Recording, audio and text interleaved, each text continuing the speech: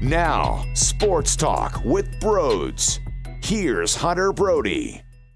What is going on, everyone? Welcome on into Sports Talk with Brodes. I don't know how long I can do this. It's killing me. We're only 20-plus games into the season, and I'm losing my damn mind. Win-loss, win-loss, win-loss. They haven't won back-to-back games since games 3 and 4 of the season. It's a disgrace. This offense is embarrassing. They had 3 hits today. 3. 2 from Bryce Harper, no surprise. 1 from Brad Miller. Alec Boehm can't buy a damn hit. He's getting robbed by DeYoung when he's actually squaring up the baseball very well, but he's hitting 198. Are you kidding me? We would have never thought in a million years that Alec Boehm at any point would be producing at a 198 level. Now, he also had a hit out to right field where I saw some baseball guys out there saying, well, the expected batting average for that hit is over 700. While I acknowledge that that's important, at the same time, that was a standard play out in right field where Justin Williams was able to make the catch in a pretty easy way. So he had that hiccup in the 4th inning, which was only one of the reasons why the Phillies were able to get some sort of production outside of the 1st inning. They scored early. They were up 1-0. Didi left Bryce Harper on third. I wondered if that was going to backfire on them. Essentially, it didn't. It would have been nice to punch him in the jaw a little bit more in the beginning of the game with Martinez on the bump. Maybe that changes his confidence level because for some reason, he turned into some outstanding pitcher tonight. Last night, we watched the Phillies go up against Wainwright, and he was able to cruise through 9 innings with a very low pitch count. And here we are the following night watching Martinez with a very low pitch count. I think they need to do something new. They need to have a different mentality up at the dish because there's no reason why we should see this constantly. If we see it again tomorrow, and we see it again the next day, and we see it again the following day, well, then it's going to start irking me even more. If this is a common theme where the pitcher's pitch count is extremely low and you're not working them and you're not making them earn it and you're not forcing them to grind. The beginning of this season, what did I say all start of the season long? What I love about this lineup is they will grind you down. They will force you to throw a bunch of pitches. When they played the Braves in the beginning of the season, I watched Fried grind. I watched Ian Anderson have to throw a ton of pitches and really work your way through. Even if the Phillies weren't necessarily rocking the ball at will and having all of these phenomenal hits, if they struck out but it took you 9 pitches to do it, if you fouled off 5 or 6 pitches and then you grounded out, okay, it's just about making them work. And right now, they're not doing it at all, and I don't know what's happening. I'm trying to find out if there's a correlation between where Rhys Hoskins is, because it's clear Rhys Hoskins has been magnificent, and he is at the top of the league in home runs for a reason, but his strikeout numbers are absurd. And I'm not saying that's a bad. I'll take this any day of the week. Any day of the week, I will take this. A 250 Rhys Hoskins hitter with 8 home runs to this point, even if it's at the cost of 30 strikeouts. Give me those power numbers. Give me those home runs. Give me those hits. Give me those runs, too, as well. Not just home runs, those runs batted in. So give me all that. Is there a correlation, though, with the mentality of where Rhys Hoskins is and the mentality of the entire team and where these pitchers are with their pitch counts? Because something's not adding up right now, and I can't stand it. Getting back to Alec Boehm, though, that was definitely a little bit of a lazy river taking us down a road that I didn't expect to get to right then and there.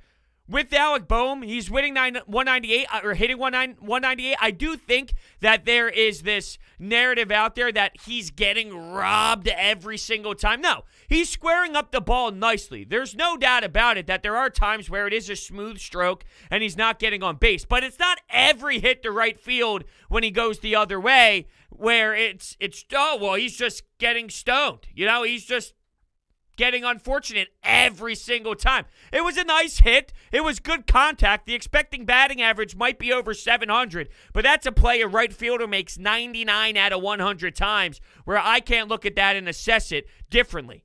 That was an out. That was a registered out. The play that happened with DeYoung, totally different story. And when I watch this team play, this Cardinals team, I watched Nolan Arenado make an outstanding play in foul territory to take away an at-bat from Bryce Harper, which is very important, may I add.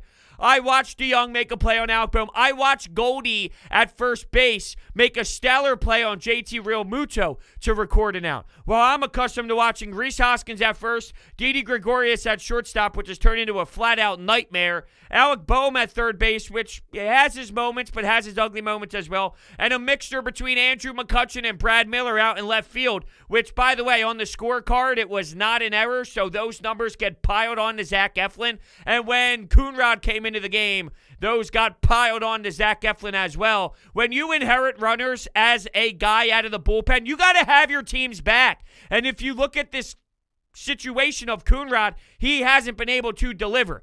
I don't have a problem with going with Coonrod. It's so simple today to say go with anybody else. What you need to do is learn about your guys. Now I will have a different opinion down the road. You're eventually going to have to use Coonrod again. If you're a screamer of Joe Girardi, there's eventually going to be a time where you need to put him into the game again. That's inevitable. But now I think you have enough of a sample size where you realize, hey, Coonrod is not doing well right now, and the next time you push the Coonrod button, it better be in a different circumstance. I actually saw that people were blaming Joe Girardi for not allowing Zach Eflin to go after Goldie again because he already struck him out 2 times. And the first strikeout, by the way, was a phenomenal slider on the outside part of the dish. This thing was beautiful. I mean, seriously, I think my pants fell off. I don't know how. I don't know why that would even happen. I don't even know what that means. But my pants fell off when I saw the paint on the corner.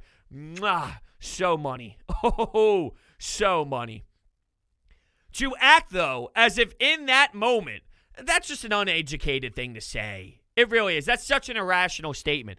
Where Zach Eflin was at that game, where his pitch count was, where he was in the 7th inning, he went 6 2/3. To think that that was the moment to keep him in to face Goldie again, that's absolutely absurd. Now, I do want to throw this at you.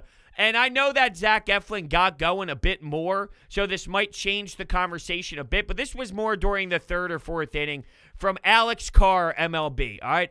Phillies starting pitchers are struggling in rematches versus opponents. Zach Eflin's first start versus St. Louis, 7 innings pitched, 2 earned runs, 6 Ks. His second, this was after 2 innings, 3 earned runs in 2 innings pitched. Zach Wheeler's first start against Atlanta, 7 innings pitched, 0 earned runs, 10 strikeouts. His second, 4 2/3, 3 earned runs, 4 Ks. Now, ultimately, we saw Zach Eflin get back on track, find out his secondary pitches there. The slider, off-speed stuff was definitely helping him get more comfortable out there on the mound. So he eventually worked himself into a really nice outing for sure. Is there something, though, about falling into the same trends, falling into the same sequences, getting into your comfort zone, and the other team recognizing this is what he does? We saw him last time when he falls behind 2-0, when he's ahead 0-2. These are sort of his tendencies. This is what he does more times than not. You got to make those adjustments. He did make the adjustments on the fly, and that's important. That's special. For a guy like Zach Eflin, that we are watching him grow and we are watching him develop and we're watching him take that next step as a player and solidify himself as an upper echelon, start of the rotation type of guy. Well, yeah, to see how he can do that on the fly, to me, it matters a lot. And I also love the fact that he was bothered. You could see him pacing back and forth. You could see his body language, and you can see his face. He was not happy, whether it was with himself, whether it was with Coonrod. I think it was that last at-bat that got him out of the game. He wanted that 7th inning. So the way that he was pacing, I'm sure he wasn't pumped up about Coonrod first pitch with a drive by Goldschmidt to knock in some runs. I'm sure he wasn't thrilled about that. But I do believe that there's something to be said about him really wanting that 7th. He mentioned it after the game, that 7th inning next to his stat line. It's something that definitely pops. So I think it's more of eating himself alive for maybe how that last at-bat went before Joe Girardi made the decision to go to the pen. It just sucks, though. It sucks that here we are, and we're watching a team flat out play poorly. You know, we're not getting enough out of the center field position still. Odubel Herrera, 0 for 6.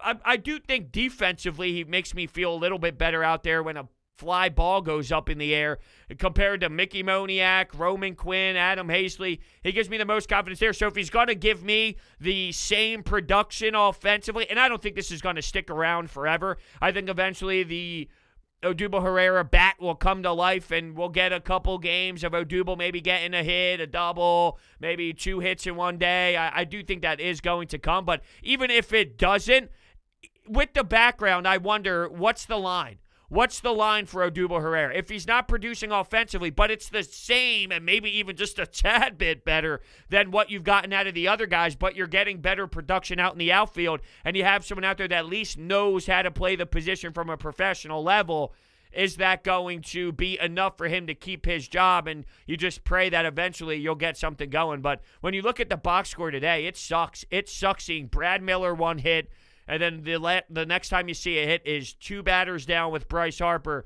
with 2, and then the rest, over. How are you going to win baseball games when you are getting that type of production offensively? You kind of got lucky with no Yadier Molina, right? Not that he's where he was in his prime, but when Yadier Molina ends up going on the injured list, which you hate to see, the guy's just a veteran. I love watching the guy play 1,000%. He's one of my favorite catchers to ever put on those damn pads. You take a 1-0 lead, and you don't have Yadier Molina in, and you're facing a Martinez. We're acting as if Martinez is out here and he should be shredding you into pieces the way that he did. Martinez is not good. Martinez is not a guy that should be cruising through your lineup and making you look that uncomfortable. There's got to be something about the approach. I'm really going to dive heavily into that aspect over the next few games, and I'm going to watch the pitch count. I'm going to see when they're swinging. I'm going to look at the way that they're in the box and what they're thinking and their swing selection and their take selection and what they're doing, because Martinez flying through this game the way that he did, Wainwright doing it the other night. What's going on here, really? What's going on? We have Vinny V on the mound tomorrow. Should I feel great about this? I thought entering this series, this 4-game series, having Wheeler, having Eflin, having Nola, that would be recipe for success. That's what made me feel good. And here you are, you can't even support Zach Eflin. I saw some slander, some insane slander. Oh, here we go. All that hype surrounding Zach Eflin early in the game, a few innings in. Sure, he was not locating very well, and you saw JT Realmuto set up outside and low, outside away, and he ends up throwing a pitch upside and high, or upside and high. What the hell is that? Inside and high. I did witness O'Neill miss a slider that was hanging, that should have been crucified. We watched Rhys Hoskins destroy and annihilate Wainwright's poor decision-making and his poor pitches. He didn't make many poor pitches last night, but there was an effort where there were 2 pitches hanging to Rhys Hoskins, and he obliterated those pitches over the fence, right? O'Neill probably should have did the same thing to Zach Eflin, so you escaped some. Sometimes you get lucky as a pitcher. Sometimes you miss your location and a hitter just did not see it coming, or he was a little late on the pitch. Maybe they were thinking fastball and it was a slider. But early on in that game, it was definitely question marks all surrounding what Zach Eflin was doing, and it was tough. I love the fact, though, that he dug in so deep. It's about the approach of Zach Eflin mentally this year that really does satisfy me more than anything else, which is crazy because we can see the physical jump as well. We can actually witness and see how much his pitches have improved, but it really is about the mental side, that he's so frustrated with himself, that he's pissed off, that it's bothering him. There's a lot of pitchers that go 6 2/3. They walk to the dugout, they're down 1 or so, they have a couple guys on base. All right, hey, I put my team in a position to win. Zach Eflin's thinking, fuck. Good. And that's the right way to think.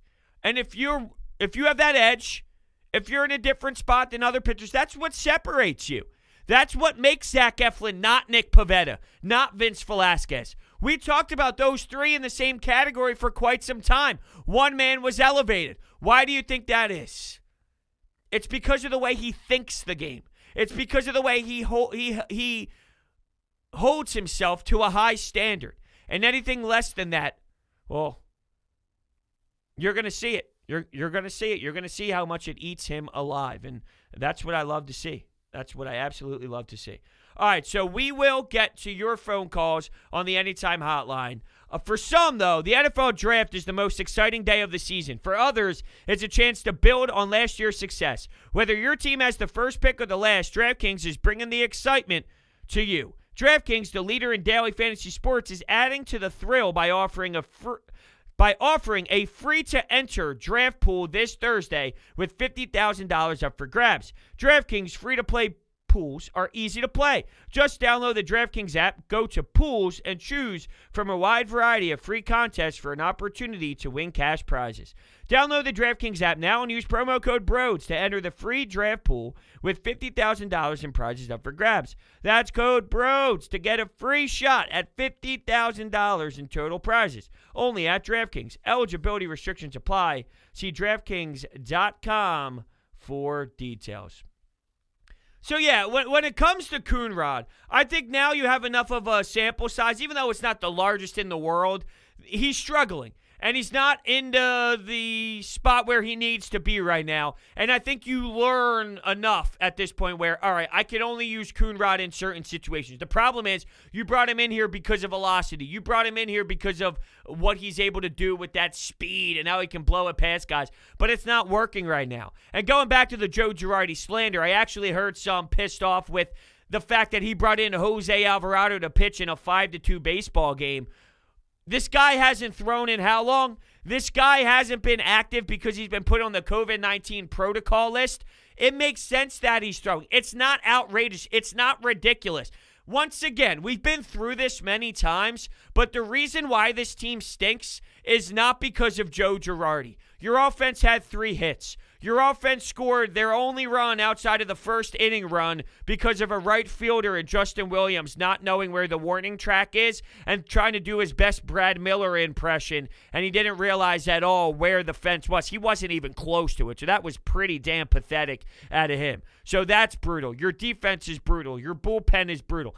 That's more of a problem. Coonrod not being able to deliver, that's more of a problem. If you make a proper decision and it doesn't end up working out, that's an execution thing, not you put in the wrong guy thing. It's the same thing we've been through. The other night, oh, how dare you put in David Hill? You should have put in Spencer Howard. Okay, what happens to Spencer Howard the next inning? Oh, that's right. Keep that same energy.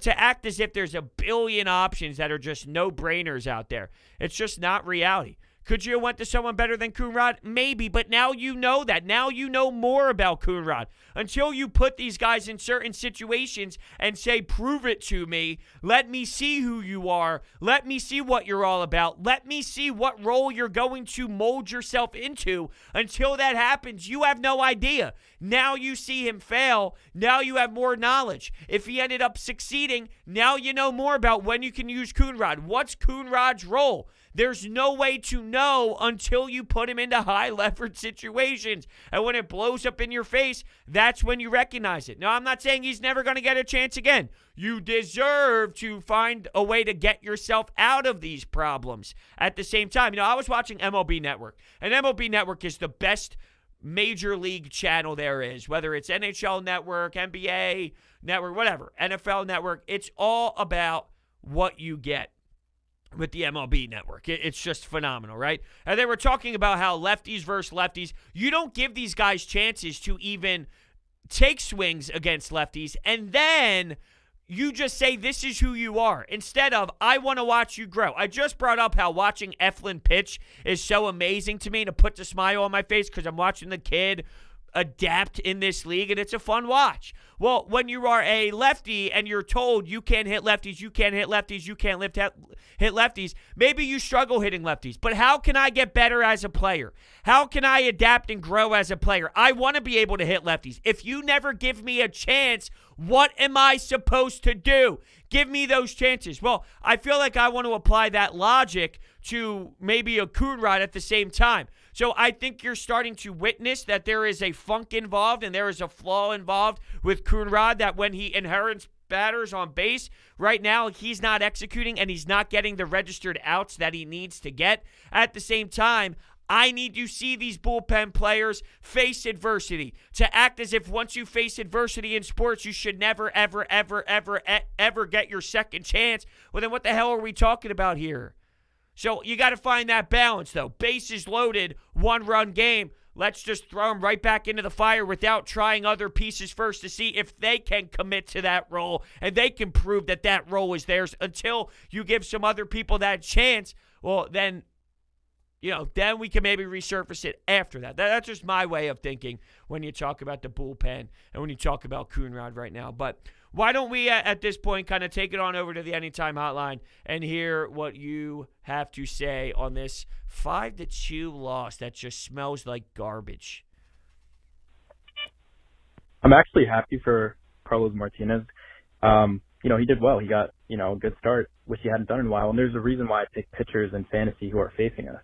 And I've been doing so consistently and getting good results. And that's because on the average day, the Phillies are the team that pitchers get back on track against after having 3 previous rough outings. And on the other side, we are the team that hitters get out of slumps against when they face us after going 0 for 12. That is the team that we are to other players and pitchers and hitters on the average day. Also about Bohm, it's frustrating, man. Like, it's just a joke at this point to see him line out like that and just, it brings a smile to your face, just a joke.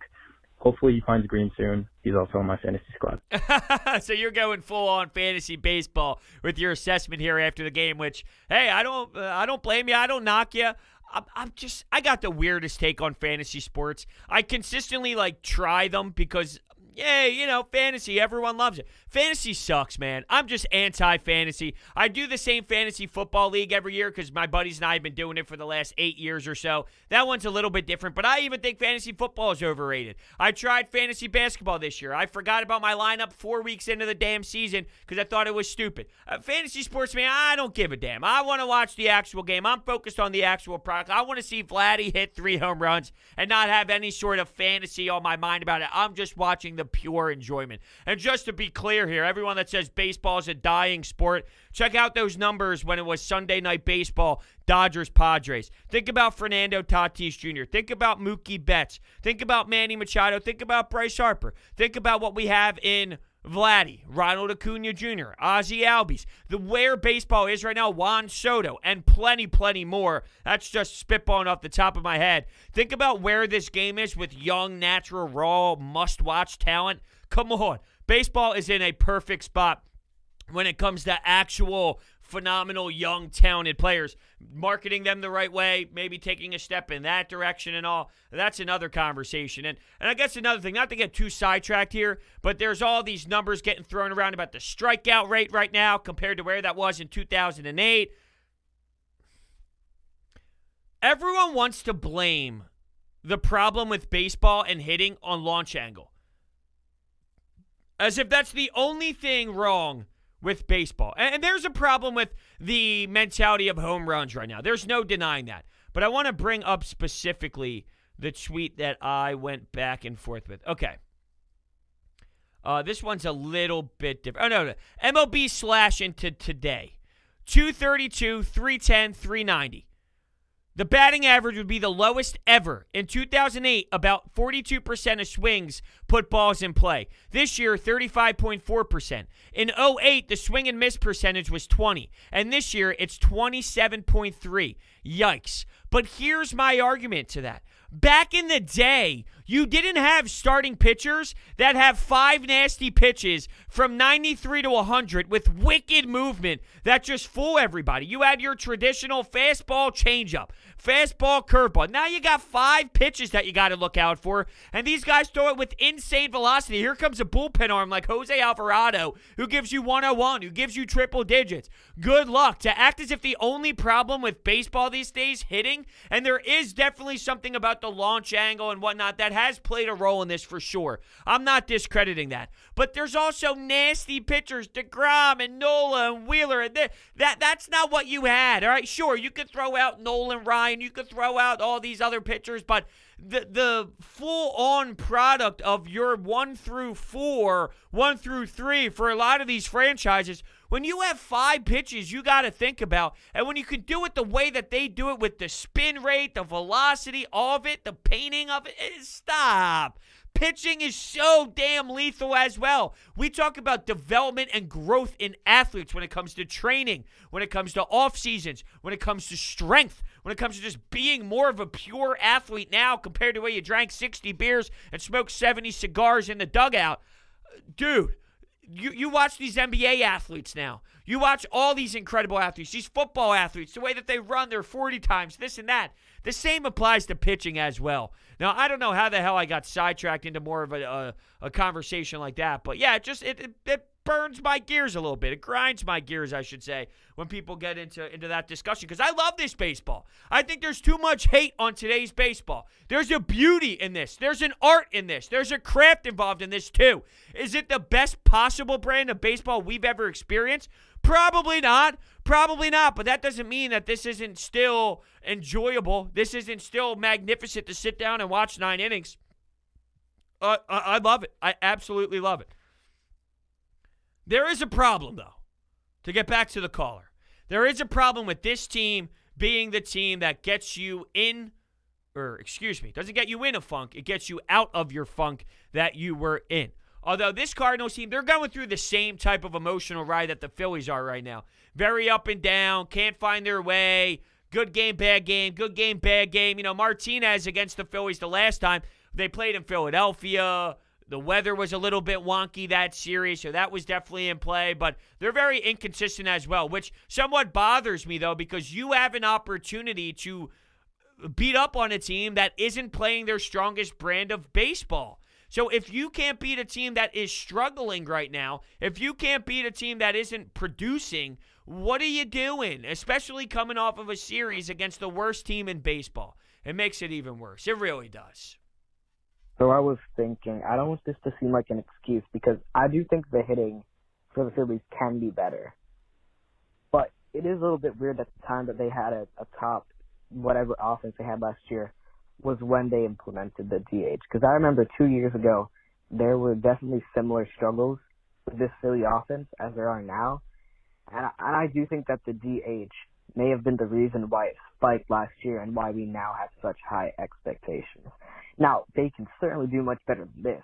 And Sam Coonrod can definitely not be as bad as he was when he first came into the game. But I do think that perhaps our expectations were tampered a bit because of that year last. Now, I completely understand what you're saying.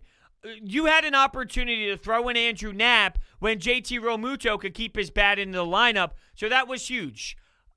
A lot of teams had that, though, right? So a lot of teams in the National League had the luxury of having that extra bat in there.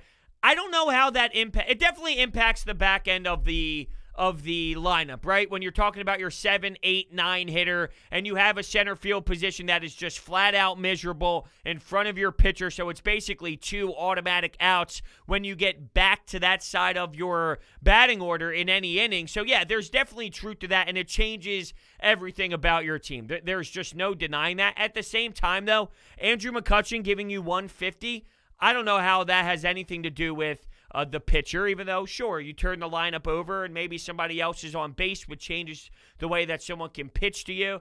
I'm not disregarding that at this insane level, but still, I mean, my point is still valid at the same time also. Andrew McCutchen is just sucking. It has nothing to do with the DH. A lot of these hitters are just sucking right now. Bohm not being able to get a lucky bounce while he's still squaring up the ball, that has nothing to do with the DH. The way that this team plays defensively has nothing to do with the DH. I think that all snowballs. It's sort of like last year when the bullpen was so bad, you had no faith in your offense because it didn't matter. It snowballed. Your bullpen sucked. That has nothing to do with your offense, but knowing that if you did get the lead back, knowing if you did fight hard and you regained the lead and you did score 3 runs in the 7th inning to take a 1-run lead, you were going to lose it anyway. So mentally, there's a mental side of this game, shocker, and that can definitely play a role. So I just wonder, all right, your defense stinks. Your starting pitching when you're at your 4 and your 5 isn't really doing any sort of help to this team. Your bullpen's not helping out, and now it just affects the morale. The entire clubhouse vibe is now down, where now you're stressing a little bit harder at the plate, knowing that your bullpen isn't as strongest, knowing your starting pitcher, if you're on Vince Velasquez, Matt Moore, or Chase Anderson, can't go more than 5 innings, knowing that Brad Miller or Andrew McCutchen can make a poor mistake out in the outfield, and Didi Gregorius can bobble a ball, and Rhys Hoskins can not pick a baseball with a short hop throw. So all of that means when you're at the plate, when you're in the batter's box, now you're overthinking. Now you're trying to process more. Now you're trying to do too much because you know of all the areas on your team that have flaws right now. That's the difference in winning or losing baseball games. I'm not discrediting, though, what you're saying. I do think that, in general, your offense is going to be better when you don't have a pitcher in play. I don't think the reason why this team is where they're at right now, though, is because of the pitcher being in play. I don't think that is why it's happening. And I'm not saying you're saying that. I think it's interesting.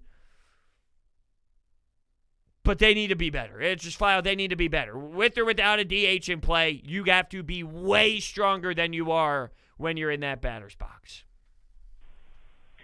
Brodes, my eyes are bleeding. I have explosive diarrhea and projectile vomiting. I don't know what to do. That was disgusting. Cardinals pitcher Martinez is a junk pitcher, and they couldn't do anything. I can't believe what I'm seeing. I know. I know, dude. I know. I'm right there with you, and I feel everything that you said in the beginning is exactly how I feel. And here's what we know, though, right? Well, I don't know, because Vince Velasquez is on the mound. So I guess it could technically be a loss tomorrow and a win on Thursday with Aaron Nola. You're going to win one of the next two. I was going to say, here's what you know. They're going to win tomorrow because it's win-loss, win-loss. But that means you win with Vince Velasquez, you lose with Aaron Nola. Is that how it's going to be? Maybe it's win-loss, loss-win. I will be very disappointed with the series split, though, in St. Louis. And I know when you're thinking about playing on the road and going up against other teams, especially with how they're playing right now on the road, you would think, well, at least winning 50% of your road games in a series would be beneficial. This is terrible. It's just terrible. And we're already here. It feels just as bad as last year. This is the problem I'm having. It feels just as bad as last year. In a different way. In a different way. Just as bad, though. Just as painful. Just as tough. Just as brutal. The win-loss record wasn't my big, huge focus. It was entertaining baseball, fun baseball, enjoyable summer baseball. July would be fun. August would be fun. Fun baseball. We picked up right where we left off, which was disgraceful baseball. And that's what's eating me alive. And I feel like Zach Eflin. I'm about to start pacing in my office here in my studio from disgust, all because of the performance they put on display. I want to thank everybody so much for tuning in to this episode of Sports Talk with Brodes. I love you all so much. Thank you, thank you, thank you. I'll see you tomorrow. We have Coffee with Brodes at 9 a.m. We have Sixers tomorrow. We have Phillies tomorrow. We got a lot on the table. So I will see you all tomorrow. Thank you all so much for listening. And, I guess, hold on. I'll cut myself off there. If this goes up tonight and you're actually watching tomorrow, it would technically be today. Don't want to confuse anybody. I'm talking about Wednesday, though, when I'm talking about the next games that we just mentioned. All right. Anyway, because I'm recording this on Tuesday night, so when I say tomorrow, I'm referencing Wednesday. All right. That's enough. Thank you all, and I will see you next time.